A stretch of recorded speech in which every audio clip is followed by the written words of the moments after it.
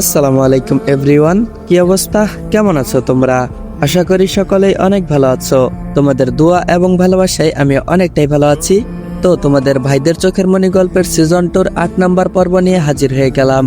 তো চলো বেশি কথা না বলে করি দেরি, চলো আজকের গল্প শুরু করি। কিছুক্ষণ পর সাংস্কৃতিক অনুষ্ঠান শুরু হলো। সবার প্রথমে মিহু ক্লাসিক্যাল ডান্স করলো। রবীন্দ্রসঙ্গীতে খুব সুন্দর করে নাচছিল সে। নিবরাজ, মেহেরাব, আইজান সবাই অবাক। মিহু এত সুন্দর করে নাচতে পারে সেটা কারোরই জানা ছিল না। নিবরাজ বলল, ওয়াও, ফ্যান্টাস্টিক, এত সুন্দর করে নাচছে কি করে? মেহেরাব বলল, আমি নিজেও ওর নাচ কয়েকবার দেখেছি, কিন্তু আজকেরটা বেস্ট। আইজান বলল, সাপ যদি বিনের তালে তালে নাচতে না পারে তাহলে পারবেটাকে? রেগে দাঁতে দাঁত চেপে কথাটা বলল। নিবরাজ বলল, চুপ কর, নে মোবাইল ধর, সামনে গিয়ে ভিডিও করে নিয়ে আয়। আইজান বলল, আমি যাব না, আমাকে না হয় নাচের মধ্যে দেখবে হকি স্টিক ছুঁড়ে মারবে, নয়তো শাড়ি পরিয়ে ঘোরাবে। নিবরাজ বলল, কথা কম বল আর জলদি যা, ধমকের সুরে কথাটা বলল। আইজান বলল, যাচ্ছি, ধমকাস না, সবসময় বাস খাওয়ানোর জন্য শুধু আমাকেই দেখিস। আইজান স্টেজের সামনে গিয়ে ভিডিও করতে লাগলো। মিহু নাচের মধ্যে সায়ামকে চোখের ইশারায় কিছু একটা বোঝালো। সায়াম আইজানের সামনে এসে দাঁড়ালো। সায়াম বলল, এখানে কি করছেন? আইজান বলল, দেখতে পাচ্ছ না ভিডিও করছি, ডিস্টার্ব করো না তো। বিরক্তির সুরে অন্যমনস্ক হয়ে কথাটা বলল।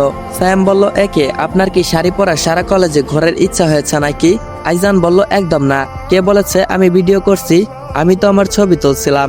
এটা বলে ভেকেল মার্কা একটা হাসি দিল আইজান। সায়াম বলল, ও আচ্ছা, ওইদিকে গিয়ে ছবি তুলুন। আইজান সামনে থেকে চলে গেল। মিহুর নাচ শেষ হলো। সবার করতালিতে মুখরিত হয়ে উঠল পুরো প্যান্ডেল। নাচটা সবারই পছন্দ হয়েছে। রাজ তো এখনো ঘরের মধ্যে আছে। ও শুধু জানতো মিহু একমাত্র সবাইকে হসপিটালে ভর্তি করতে পারে। মিহুর নাচ শেষ হলে রোশান গিটার হাতে স্টেজে উঠে গেল।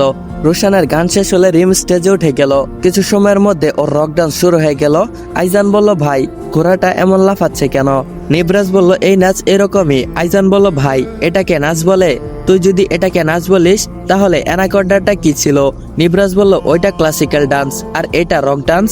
আইজান বলল, আমি আর সহ্য করতে পারছি না, আল্লাহ আরো কত কিছু দেখাবে।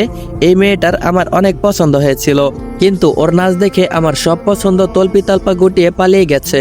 দ্য টিম অফ রেইনবোর কেউই এই ডান্স পছন্দ করে না। পুরো টুমি কানে আঙ্গুল দিয়ে বসে আছে।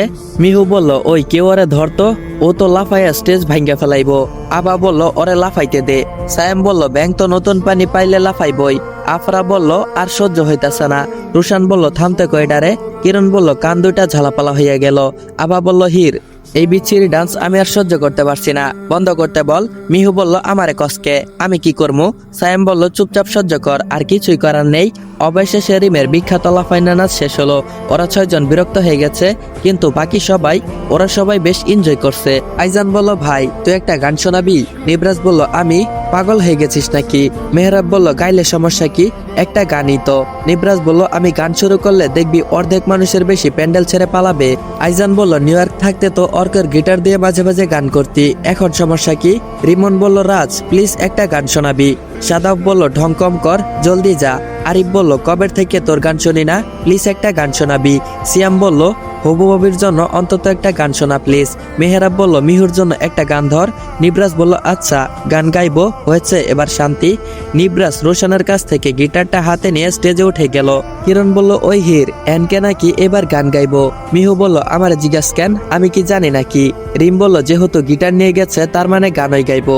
সায়াম বলল, তাও ভালো, তোর মতো তো ওই বিচ্ছিরে নাচ নাচবো না। রিম বলল, কি কইলি তুই? তুই আমার নাচের অসম্মান করলি, রেগে কথাটা বলল। সায়েম বলল, তোর নাচের আবার অসম্মান? সম্মান থাকলে না ওইটারে অসম্মান করমু। রিম বলল, সায়েম মারে তোরে তো আমি। হির বলল, থামবি তোরা, কি শুরু করলি? রিম বলল, আমি। আফরা বলল, চুপ কর। রোশান বলল, এনকে এর গানটা শুনতে দে। কিরণ বলল, আর একটাও পেঁচাল কেউ পারিস না। নিবরাজ গিটার হাতে নিয়ে টুংটাং আওয়াজ করে সুর ঠিক করে নিল। কলেজের সব মেয়েরা হা করে রাজের দিকে তাকিয়ে আছে। রাজ হিরের দিকে তাকিয়ে গান শুরু করলো। তোর মন পাড়ায় থাকতে দে আমায়, আমি চুপটি করে দেখবো আর ডাকবো ইশারায়, তুই চাইলে বল আমার সঙ্গে চল, ওই উদাসপুরের বৃষ্টিতে আজ ভিজবো দুজনায়, অভিমানে মন আমার চাই তোকে বারে বার, অভিমানে মন আমার চাই তোকে বারে বার, তাই বলে আয় রে ছুটে আয়। তো গাইস আমি একটু জাস্ট ট্রাই করলাম, যদি ভুল টুল হয়ে থাকে কেউ আবার ভুল ধরো না। রাজ মিহুর দিকে তাকিয়ে পুরো গান গেয়েছে। মিহু মুগ্ধ হয়ে ওর গান শুনছে। গানটা যেন মিহুকেই ডেডিকেট করলো। চারদিকে করতালিতে মুখরিত হয়ে গেল। তালির শব্দে মিহুর ধ্যান ভাঙলো। মিহু বলল, বাহ, ভালোই গান গাইতে পারো তো নিবরাজ চিলি মশলা। আমি তো জানতাম সব সময় চিলি মশলার মতো ঝাল ব্যবহার করতে পারে। না, এখন দেখছি বেশি ভালো গান গাইতেও পারে। মনে মনে কথাটা বলল। আইজান বলল, কি ভাই, গানটা তো সেই হয়েছে। নিবরাজ বলল, আমার মনে হয়েছিল হীর আমার সাথে বসে আছে আর আমি গিটার বাজিয়ে ওকে গান শোনাচ্ছি। আমি ভাবতে পারিনি গান গাইতে পারবো। মেহেরাব বলল, বুঝতে হবে প্রিয়তমার দিকে তাকিয়ে কোন খেয়ালে নিয়ে গিয়েছিল। মুখ টিপে টিপে হেসে কথাটা বলল। নিবরাজ বলল, হয়েছে তো, এবার চুপ কর। আরো কতগুলো গান আর নাচ শেষ করে অনুষ্ঠান শেষ হয়ে গেল। তারপর যে যার বাড়িতে চলে গেল। স্কটল্যান্ড। রাতের সময় ধূসর চোখে সেই ছেলেটা বারবার রেগে কল করছে জিহানকে বারবার কল দিচ্ছে, কিন্তু জিহান কল তুলছে না। বেশ কিছু সময় পর জিহান কল ধরলো। ছেলেটা বলল, কোথায় ছিলে, কতগুলো কল দিয়েছি। জিহান বলল, সরি বস, আমি আসলে ওয়াশরুমে গিয়েছিলাম। ছেলেটা বলল, তুমি কার ছবি পাঠিয়েছো? রেগে কথাটা বলল। জিহান বলল, কেন বস, আমি হীরের ছবি মানে ভাবির ছবি পাঠিয়েছি। ছেলেটা বলল, ফাইজলামি পাইছো?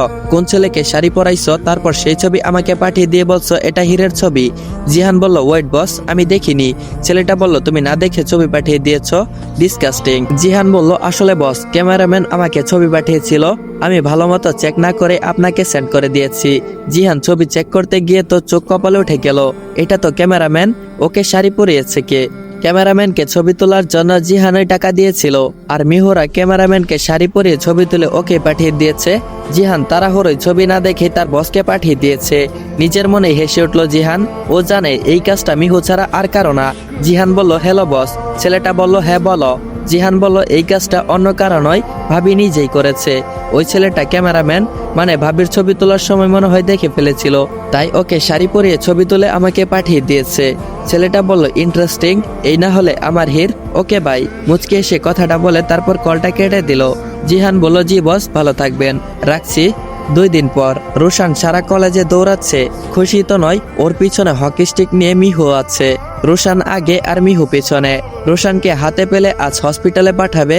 কারণটা হলো, গতকাল রোশানের খালাতো ভাই মিহুকে দেখতে গিয়েছিল। কিভাবে জানি রোশানের মোবাইল থেকে ওর খালাতো ভাই ওর ছবি দেখেছিল। সব খবর নিয়ে সোজা মিহুদের বাড়িতে উঠেছে। মির্জা বাড়ির কেউ বিষয়টা জানতো না। ছেলেপক্ষকে হকি স্টিক নিয়ে দৌড়ানি দিয়েছে। এখন পালা রোশানের। রোশান রাজ ও শানের সামনে গিয়ে দাঁড়ালো। মিহুর হাত থেকে বাঁচতে ওদের পিছনে গিয়ে দাঁড়ালো। রোশান বলল, একে আর এনকে, আমাকে বাঁচান। নিবরাজ বলল, কি হয়েছে, এভাবে হাঁপাচ্ছ কেন? রোশান বলল, বস, আমাকে বাঁচান, তা না হলে আমি আজ হসপিটালে ভর্তি হব। আইজান বলল, আরে ভাই, বলবি তো কি হয়েছে? রোশান বলল, হীর আমাকে হকি স্টিক নিয়ে দৌড়ানি দিচ্ছে। নিবরাজ বলল, কেন? ততক্ষণে মিহু হকি স্টিক হাতে ওদের সামনে এলো। রাগে ওর চোখ মুখ লাল হয়ে আছে। মিহু বলল, যদি ভালো চাস এই দিকে আয়, তোকে আজকে আমি আলু ভর্তা বানাবো। রেগে কথাটা বলল। রোশান বলল, হীর বইনা, আমি সত্যিই কিছু জানি না। মিহু বলল, কি জানিস আর না জানিস সেটা পরে দেখা যাবে, আগে তুই এইদিকে আয়। রোশান বলল, আসবো না, আসলেই তুই মারবি। মিহু বলল, না মারম না, তরে আদর কর্ম, জলদি এই দিকে আয়। মিহু রেগে মেগে রোশানের দিকে তাকিয়ে কথাগুলো বলছে। মিহু রোশানের দিকে এগিয়ে যেতে নিলে রোশান নিবরাজের পিছনে লোকালো, আর মিহুর এক হাত রাজ খপ করে ধরে ফেললো। নিবরাজ বলল, শান্ত হও মিহু, কি হয়েছে আমাকে বলো। শান্ত কণ্ঠে কথাটা বলল। মিহু বলল, ছাড়ো না মাই, ওকে আমি এখন চাটনি বানাবো। আইজান বলল, কি হয়েছে বলবে তো। মিহু বলল, ওর খালাতো ভাই গতকালকে আমাকে দেখতে এসেছিল। ওর মোবাইল থেকে আমার ছবি দেখেছে। ওর ভাইকে হকি স্টিক দিয়ে দৌড়ানি দিয়েছি, কিন্তু ধরতে পারি নাই। ধরতে পারলে নাক ফাটাইতাম। ওর ভাইকে কিছু করতে পারে নাই তো কি হয়েছে, এখন ওর মাথা ফাটামো। রেগে কথাগুলো বলল নিবরাজকে। নিবরাজ রেগে বলল, ওর এত বড় সাহস। রোশান বলল, বস, আমি এসবের কিছুই জানি না। আমার খালাতো ভাই কখন আমার মোবাইল থেকে ছবি দেখেছে, কখন গিয়েছে, কখন কি করেছে, কিছুই বলতে পারি না। মিহু বলল, তোরে তো আমি আজকে। নিবরাজ বলল, তোমাকে আর কিছু করতে হবে না। মিহু বলল, কেন? অবাক হয়ে কথাটা বলল। নিবরাজ বলল, তোমার হকি স্টিকটা আমাকে দাও, তুমি আর কষ্ট করে ওর পিছনে কেন ছুটবা? তার চেয়ে আমায় হকি স্টিকটা দাও, ওর ব্যবস্থা আমি করছি। নিবরাজ রোশানের দিকে তাকিয়ে দাঁতে দাঁত চেপে কথাগুলো এক নিঃশ্বাসে বলল। মিহু বলল, এই নিন তাহলে, আমিও হাঁপিয়ে গিয়েছি। রাজ মিহুর হাত থেকে স্টিকটা নিয়ে রোশানের পিছনে ছুটলো। রোশান তার আগেই দিল দৌড়, প্রাণপণে ছুটছে সে। ওকে আর পাইকে। রোশান বলল, বাপরে, হীরের হাতে হকি স্টিকের মার খেলে তো সামান্য মাথা ফাটাইতো, কিছুদিন পর আবার ঠিক হয়ে যেত। এনকে যদি আমাকে একটা বাড়ি মারে তাহলে তো আমি সোজা উপরে শিফট হয়ে যাব। ভাগ রোশান ভাগ, নিজের জীবন বাঁচা, জীবন বাঁচানো ফরজ, মনে রাখিস। আসসালামু আলাইকুম এভরিওয়ান। তো কি অবস্থা গাইস, আজকের পর্বটা কিন্তু এইখানেই এন্ড করা হলো। তো গল্পটা কেমন লাগতেছে অবশ্যই কমেন্ট বক্সে জানিয়ে যাবা। আর হ্যাঁ গাইস, আগামীকাল থেকে কিন্তু মূল কাহিনী শুরু হবে। আর হ্যাঁ গাইস, তোমরা যদি আমার গ্রুপে এসে আমার সাথে প্রতিদিন 500 থেকে 1000 টাকা পর্যন্ত কাজ করে ইনকাম করতে চাও, তারা সকলেই আমার এই ভিডিওর ডিসক্রিপশন বক্স অথবা কমেন্ট বক্সে পিন করা লিঙ্কের মধ্যে ক্লিক করে আমার টেলিগ্রাম চ্যানেলে জয়েন হয়ে যাও। সেখানে তোমাদেরকে বুঝিয়ে দেওয়া হবে তোমাদের আসল কাজ। তো যদি তোমরা ইনকাম করতে চাও তারা সকলেই জয়েন হয়ে যাও। আর হ্যাঁ গাইস, গল্পের মাঝখানে যদি কোনো ভুল ত্রুটি হয়ে থাকে তাহলে ক্ষমার দৃষ্টিতে দেখবা। যারা যারা শুরু থেকেই এই গল্পটা দেখে আসছো তারা সকলেই কমেন্ট বক্সে জানিয়ে যাবা যে গল্পটা কেমন হয়েছে। আর আজকের পর্বটা কেমন হয়েছে অবশ্যই কমেন্ট বক্সে জানিয়ে যাবা। আর চ্যানেলে যারা যারা নতুন এখনো চ্যানেলটা সাবস্ক্রাইব করো নাই, তারা অবশ্যই চ্যানেলটা সাবস্ক্রাইব করে বেল আইকন নোটিফিকেশনটা অন করে রাখবা, যাতে করে পরবর্তী পর্ব আসার সাথে সাথেই তোমরা দেখতে পারো। তো দেখা হচ্ছে পরবর্তী পর্বে, ততক্ষণ পর্যন্ত সবাই ভালো থাকবা, সুস্থ থাকবা। আল্লাহ হাফেজ।